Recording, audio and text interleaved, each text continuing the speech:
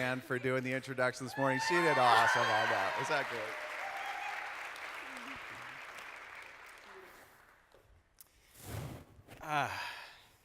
Thank you for that introduction. Golly, she needs to be our publicist, right? Incredible, sister. Thanks. Well, Kendis and I are, wow. We're just so excited to be here. JBU obviously holds some wonderful memories for us. As Kinsey had said, we are alumni, and I got out of the scrapbook a Much picture hair ago. Much hair ago. Yeah, me too. 1992, so we came back in the 80s, 88, and it's just a pleasure to be back here. We do have two kids. You probably know them, Parker and Kinsey, and I've got a picture here. These are just some of our favorite pictures. Parker's a senior engineering student. Got a couple? Oh, there we go. Woo, woo, woo. And then Kinsey is a freshman accounting and finance major. I was a math major. Wow, that's weird. Anyway, we are so excited to be here, and the campus has changed quite a bit. You've got some amazing buildings. By the way, I went up in the balcony yesterday. That was the first time in 26 years I came back. So if you think you graduate and never come back to this building, God may have other plans. But it's great to be back. You've got some amazing buildings. Some of the buildings do look the same. J. Alvin still looks the same on the outside. Any J. Alvin guys? I had 2 years in J. Alvin, but my Suite 6 up in the corner, I think, is gone. You guys have remodeled, right? Remodeled. Does it smell better? Okay. Maybe not. All the girls are going, nope. Yeah. So, you know what? It's one of those things where a lot of the campus is different or looks the same in some ways, but I know our college experience was a little bit different than your college experience, just because times have changed. Yeah, so try to imagine this, you guys. We were here before the thing called personal computers. So if we didn't want to longhand our papers or research papers, we would actually go to the computer lab, which was open for certain times of the day, and then type out on a it wouldn't even be that, word processing computer program, and take our floppy disk to a dot matrix printer. Yeah, fun stuff. And yes, I'm going to pull the parent card. Yes, I am going to tell you a couple things about us having to walk uphill both ways in 6 feet of snow because it was so hard back then. But seriously, things have changed. In fact, Mayfield, I was a Mayfield girl. Anybody out there? Okay, so try to imagine this. We were here before cell phones. Yeah. So if Kev wanted to get a hold of me to make any plans or to change plans or whatever, there was one of two hall phones. And hopefully he would call that hall, and hopefully somebody would answer the phone, and then go down to my dorm room, knock on the door, and hopefully I was there. If not, then we had little dry erasers where we would write messages that so-and-so called. Yeah, fun times, fun times. But even more importantly than that for me was we didn't have cell phones and a thing called GPS. So anytime we wanted to make trips, try to imagine this, guys. I know you can't because it's so foreign. Anytime when we wanted to make trips, we would have to use a paper map. Pull that sucker out. And I was in my mid-30s before I realized that just because I'm holding the map, the direction I was pointing didn't necessarily mean it was north. I am directionally challenged. Anybody else out there directionally challenged? Thank you. I'm not alone. See, it's not just me. Not just me. So if you can imagine you're holding a paper map and you're trying to figure out how to go somewhere, it's not an easy thing. You might be able to identify with this. Take a look at this.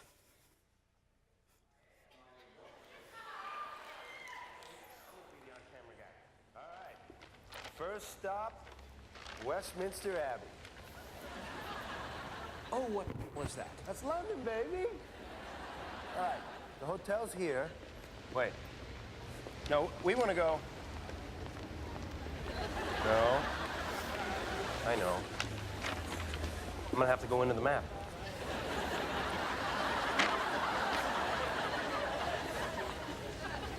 Okay, if you see a little version of me in there, kill it. We love that clip. Well, you may not be directionally challenged like Joey in that, but in life, there are always seasons. There's always circumstances that we get into that we can't tell up from down. We can't tell north from south. And Kendis and I are going to share some personal stories with you that are a little bit hard to share. I've never shared mine in public, so this will be interesting. But it's one of these things where we got thinking about the wrong thing about God. And it kind of screwed up our life a little bit. It changed the trajectory of our life. And we couldn't realign our compass. We couldn't realign ourselves to true north until we began changing what we think about God. So we're going to share a couple truths about God. But it really came from a quote from A.W. Tozer in his book, The Knowledge of the Holy. You may have read this before, but Tozer on the very first page of this book says, what comes into our minds when we think about God is the most important thing about us. Now, I've spent all of my career and up until the last 2 years in ministry, and I've studied the spiritual fathers, and I know the biblical truths, but I'm going to share a time in my life where I had to recalibrate myself because what I began thinking about God was not right. And it was a tough time. So 2 years ago, almost to next month, in just a couple of weeks, it's kind of scary. 2 years ago, I found myself, I was the executive pastor of a church, 24 years of ministry experience, but we were in one of those situations. We hired a brand new pastor, and I've read stories about this, but just a few months after getting this new senior pastor in, he looked at me and just said, there's no place for you here. I'm the executive pastor. I was the interim pastor. What do you mean there's no place for me? And that's exactly what I said to him. Without any forewarning, without any performance review, without any evaluation, without any real explanation, he said, there's no place for you here. The church was about to celebrate my 5-year anniversary that Sunday, and I was told not to come back. That was on a Tuesday. My entire community, a church that I loved to serve in, that I thought I was doing amazing at, and loved the people and loved the church. I found my entire world crashing down. I was just numb. And I found myself going, what in the world happened? Over the next few weeks, you can just imagine the motion. Here I was now jobless, careerless. We wanted to stay in Conway, and because our daughter was still in high school and we wanted her to finish out, and we didn't want to move from the town. We actually enjoyed it. So getting another church job wasn't right. And after an experience like that, I was really wondering, God, what in the world are you doing? So it was a couple weeks later, and I was driving down the street in Conway, and in my 1998 Nissan Sentra, when smoke starts pouring out of the hood. I'm like, really, Lord? I pulled into the nearest parking lot, and it was Hobby Lobby, and I pulled into the furthest parking lot I could, and I just sat there. And I hadn't cried in a long time, even through this whole ordeal, but I just cried out to God. God, why? Why are you allowing this to happen? And I got angry, and I remember having this argument with God in this car, a 98 Nissan Sentra. By the way, it was the only car that we had. We had bought it for Parker, and we ended up, it was given to us because they said, if you can get it running, it's yours. So we did that for Parker. Well, we got better vehicles for the kid, and both kids, and this just happened to be the extra car. Well, now, here I found myself jobless, careerless, no way to provide for a family, one in college, one going into college, and honestly, no career direction. And now I was carless, and I just sat there and I argued with God. And it came down to this. God, are you in control? And the truth that I was confronted with is, God, are you a sovereign God? Are you really in control of this situation? Then my mind went a direction that wasn't right. God, if you are in control, then this is your fault. You're to blame for everything I was going through. And I got angry. If it worked for some biblical characters, surely it could work for me. Well, not really. I forced myself to answer the question, do you really believe that God is supreme or is sovereign, that he is in control amidst this crisis that was going on in my life. And I'll tell you, in that moment, I answered the question. I didn't want to, but I realized, God, you are in control. And there was a peace that passed all understanding. Now, I still sat there in my car. I still sat there. Not one aspect of my circumstances changed. Nothing had changed in my life that day, that week, that month. But there was a peace that passed all understanding because I began to realign myself with true north. I believed and let what went from my head down into my heart and said, God, you're in control. I have no idea what you're doing in this detour of life. I have no clue what's going on. So fast forward 2 years later, actually 1 month later, a job opened up at Tacos for Life. Anybody been to Tacos for Life? Nice. Good, I'm glad you enjoy it. Tacos for Life is an emerging brand. It's about 3 years old. We're opening up our 9th location here in Springdale, just down the road from you. By the way, I think they're going to open up Friday or Saturday of next week. So I was doing some orientation there yesterday. Tacos for Life is simply a restaurant that started with a mission. And if you don't know anything about it, it's a restaurant whose mission is simply this. When you buy a meal there, you feed a child that's starving. There are 6,000 children today that will die because nobody gave them a meal. And we're serious at Tacos for Life. The mission comes first. It's all about trying to save the lives of these children that the world has kind of forgotten about. So my job at Tacos for Life, I'm director of communications and missions at Tacos for Life. God opened up the door to work there, and my life began to take a turn. How do I know God was in control? He was in control because my first job out of John Brown University was a short-term mission project coordinator for JBU. I was in charge of leading mission trips for students and organizing other ones for different professors and stuff like that. A job that I did for a couple of years. My favorite responsibility in my current position at Tacos for Life is taking anyone that wants to go, particularly our team members, taking them to the locations where we literally hand out the food and participate in the meal programs. In places like Honduras and Belize and Dominican Republic and Haiti and Africa. Sounds kind of like a mission trip, doesn't it? God began developing the skills in my life right then in John Brown University 26 years ago. Another reason why I know God was in control is this.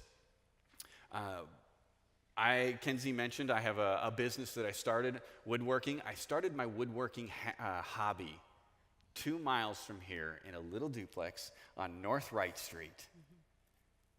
Never dreamed God would bring a source of income and pleasure and just an excitement of owning a woodworking business, something that's been just a hobby of mine that he turned in. And here's the thing. God is in control, but I'm going to skip that one for just a second and come back to it. Well, no. I just got to throw this out. Sorry, I missed this slide. Mobile Pack, those meals that I mentioned. Yeah, I got to do a commercial. Those meals that I just mentioned that are done are generated through people like you eating at Tacos for Life. They are packed by local communities, and I'm so excited that John Brown University has the 2nd annual Mobile Pack. Elizabeth, Nice. Raise your hand. See Yay, Elizabeth. woo-hoo. Everybody give a huge shout out for her and her whole team. Guys, come help pack meals. But here's the deal. God was beginning to orchestrate things in our lives, in my life. And God was doing, and I love this quote from John Piper, God is doing 10,000 things in our life, and we may only be aware of 3 of them. So here's the deal. God was in control. He was orchestrating different things in my life. And the fact that I know that he is in control, I can see that now. He used things several years ago, many years ago, to orchestrate today. Don't be afraid of the detours and the delays in life. First time he's ever shared that in public, you guys. That's a big deal. So you might be sitting here and thinking, oh, I don't have a doubt that God is in control. I believe God is sovereign. And you know what? It's not a hard thing to believe when your life is controllable. I was saved at the age of 20, Back where Hutch is, in that beautiful meadow, there wasn't a building there, in that beautiful meadow, one cold January morning, I had had enough. And God spoke to me. I had really messed up my life. I brought nothing to the table. I was broken, student at JBU, doing life. And he said to me, I will make you whiter than snow. And in that moment, I received that grace. But shortly after that, because I'd grown up in a legalistic type of church, in my insecurity, I felt like I needed to control Christ. And so I set up what I can only call a transactional relationship. It was the idea of, if I do, then God will. So if I do my quiet time, then God will give me a great day. If I marry a man in ministry and we commit to full-time ministry, then God will protect us from hard things. You can see the warp in this, just a little bit. So I began to believe, well, if I did more for God, then he would bless me more. And I began to believe that God was pleased with me and near me when I did for him. And this worked pretty well in my 20s and 30s. What I didn't realize was I was living my life constantly trying to earn points with God, and he wasn't even keeping score. Well, we had a pretty comfortable church position in Missouri. I had it pretty good. And then God kind of grabbed a hold of us and gave us an adventure to pursue a new church position in Wheaton, Illinois. So we packed up from our 10 years in Missouri, and we moved to Wheaton, Illinois, and man, I was excited. New adventure, new experiences in ministry. Well, shortly after we moved there, life became very uncontrollable for me. I lost my support group of friends. They were still in Missouri. My identity was gone because in Missouri, I was a pastor's wife. I was a conference speaker. I was a Bible study teacher. I did discipleship classes. I knew my place and I knew my identity. We moved to a church where Kev was one of 22 on staff. They didn't need me. So I lost my identity. The kids were getting older, so I kind of lost my role as a mom. And shortly after that, I lost my health. And I had my very first panic attack. That panic attack turned into more and more panic attacks until about 9 months after our move to our big adventure.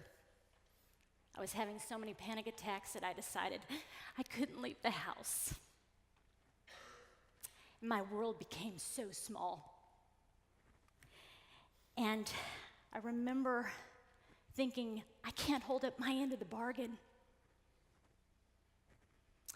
I have nothing to bring God, so he must not be pleased with me. I think he's left me. The panic attacks, right on the heels of them, which is so common, depression came and settled in on me like a dark, heavy cloud. And I got to the place where I was just trying to survive each day. The only thing that I could find any pleasure in every single day, it became my daily ritual. I would go and I would sit out on the deck, and I would just let the sun soak in my skin, and I would will my heart to stop pounding, and I would will the panic to subside. But before I would sit down, the previous owners of the house that we bought had planted a cherry tomato plant. So I would get off the deck and I would go and I would pluck about 3 or 4 cherry tomatoes. And then I would go and sit down on the deck in the sun. One by one, I would put them in my mouth and I would bite down, and the flavor would just explode in my mouth. I did this every day. It became my daily ritual. Now, I share this with you because at this point in my depression, I was completely and utterly hopeless. I had no appetite. There was no taste to any food except these cherry tomatoes. Well, you live with this long enough and you start believing lies from the enemy. Lies like, it will never change. You will always be like this. There is no hope. And I was believing them. And I went to bed one night in that hopeless, doomed feeling. And I remember I fell asleep and woke up with what was very common at this place in my life, yet another panic attack. After the panic attack subsided, I had a moment of clarity in my mind. And in that moment, I came up with a plan of how to end the pain. Ironically enough, I fell back asleep and I slept more peacefully than I had in almost a year because there was going to be an end. I slept so well that I didn't even wake up until I heard the shower. And when I woke up, the very first thought that came into my mind, which I had lived with for months and months now, was complete and utter dread. Oh, I gotta do this again today. I gotta get through another day. On the heels of that thought was this thought, but wait, I have a plan and it's gonna end soon. The pain is gonna end soon. Then on the very heels of that thought was a thought that's found in James 5:16. And it was a phrase that kept going over and over in my mind. I couldn't kick it. And it was this one thought, Kendis, confess. Confess, Kendis, confess. Well, I had this little internal civil war going on in me. I've got a plan that's going to end soon. Confess, Kendis, confess. But I've got a plan that's going to end soon. Confess, Kendis, confess. Well, Kev eventually came out of the bathroom, and I knew what I had to do. In a whispered, choked voice, I just said, Kev, I got to tell you something, and you're not going to want to hear it. And I was so filled with shame, because that's what Satan does. He makes you believe you're broken. He makes you believe there's something wrong with you. So I was so filled with shame. He sat on the side of the bed, and I confessed. I told him not only that I had made a plan, I told him exactly how I was going to do it.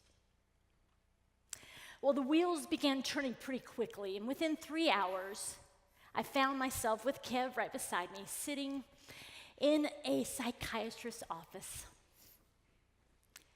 And I told him everything I had told Kev. And he basically very clinically diagnosed me with clinical depression. And he wrote a script. And the next few months, the depression began to wane and the fog began to lift. The panic attacks began to subside. And I was getting more and more clarity of thought. And I remember it was in September. And I went out and I went to pluck the very last cherry tomatoes because it was coming to the end of the summer, the end of the season. And I remember so clearly, you guys, I was reaching deep in. There were 3 ripe cherry tomatoes left. And as I was pulling them off, something just in me spontaneously said out loud, Jesus, thank you so much for these cherry tomatoes. I no longer got the words out, but Jesus spoke to my spirit and he said, Ken, I have been with you this whole time, disguised as these cherry tomatoes. He said, I've been daily providing for you and nourishing you. He said, Kendis, you were looking for a knight in shining armor to come and just sweep you up and fix everything in a moment. He said, but I've been right here with you. I just chose to disguise myself in cherry tomatoes. I was amazed because I realized in that moment, you guys, my transactional relationship was a big fat lie. God didn't need me to do anything for him. God just wanted to love me. I began to realize that not only was he in those cherry tomatoes, but as the fog began to lift, I realized that he was with me through the voice of a psychiatrist. He was with me through medication and Christian counseling. He was with me through hugs from my kids and from Kev. He was with me when I finally told the secret through the prayers of family and friends. He was with me. And you know what? He is true to his word, and he says in Hebrews 13, verse 5, I will never leave you. I will never abandon you. Now, I don't know where you guys are right now. Maybe you feel like God is as close to you as the person sitting next to you, or maybe you're like me and you couldn't find God to save your life right now. Well, you know what? He promises. He obligates himself to you. And he says, I will never leave you. Child, I will never abandon you. But he might be disguised, you guys, in two parents talking in chapel. Or he might be disguised in a text from a friend. He might even be disguised in a song lyric.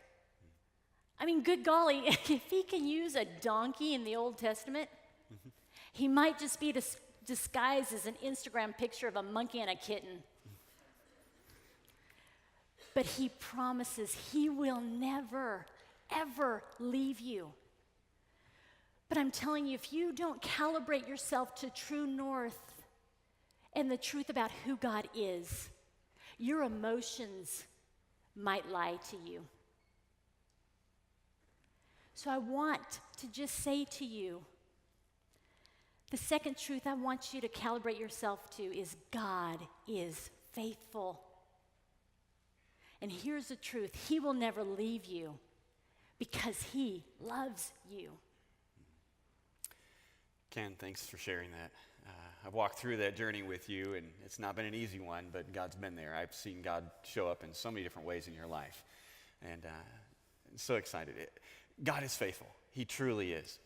And I've seen God use Kendis in a number of different ways and sharing that story with women and ministering and encouraging them as well, and seeing how God's used your gifts and talents even now through all the things that you're involved in.